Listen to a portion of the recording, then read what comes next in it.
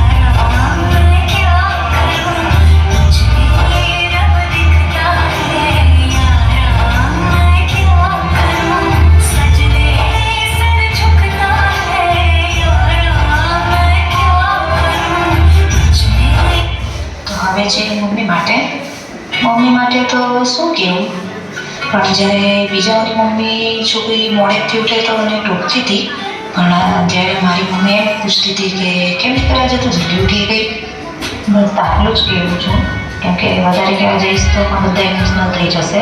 તો મમ્મી હવે તારા માટે ગાડો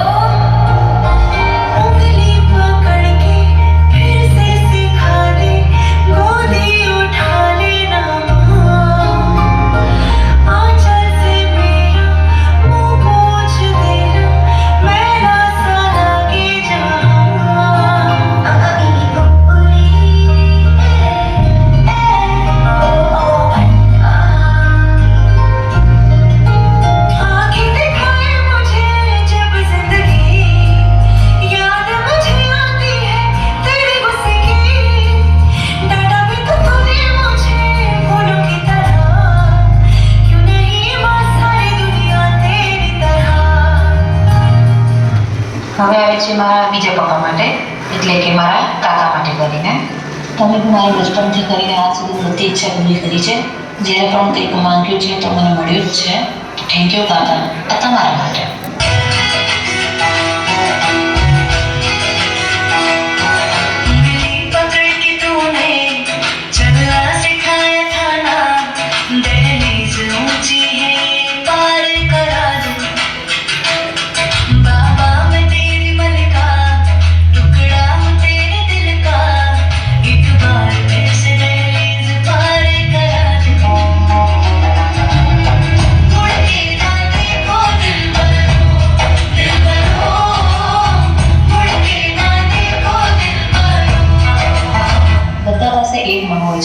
પણ મારી પાસે બે છે, એટલે મારી કાકીમાં.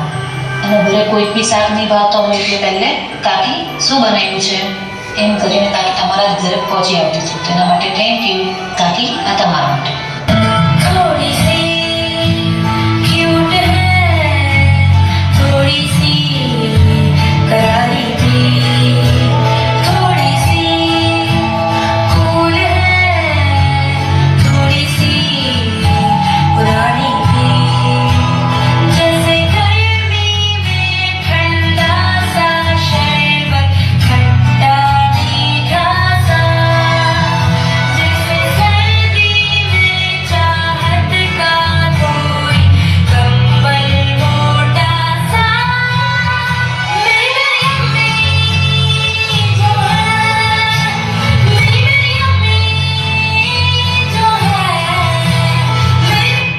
હવે આવે છે ભાઈઓ માટે.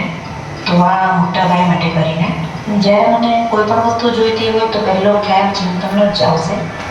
ચિંતન આ લઈ આવજે ને કરીને, તો એ બધું મારા માટે લાવવા માટે ને મારી કેર કરવા માટે થેન્ક યુ. તો આ ચિંતન તારા માટે.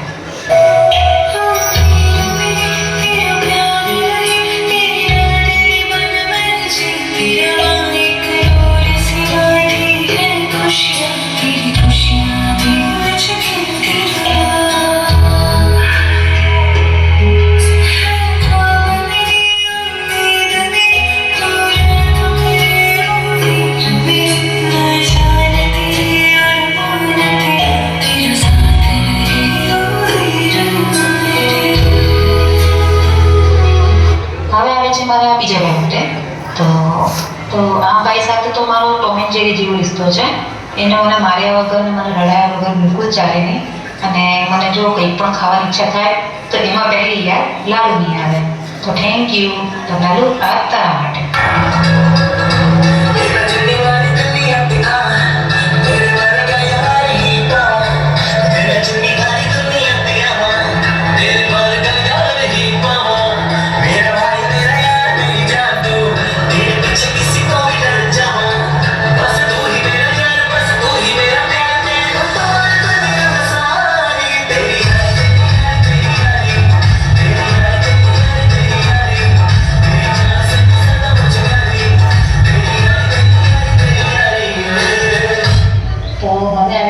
મારી ભાભીઓ માટે કરીને તો ત્યારે બી મને કોઈ પણ સલાહ સૂચન લેવી હોય તો મને મારી બંને ભાભીઓની યાદ આવે છે. તો થેન્ક યુ એના માટે રિયા ભાભી અને સાક્ષી ભાભી આ તમારા માટે. भाभी मेरी सहेली बनकर मेरा साथ दिया, भाभी तुमने मुझे माँ जैसा ही प्यार दिया. તો હવે આવે છે બેનો માટે એટલે હેદવી અને અંજલિ.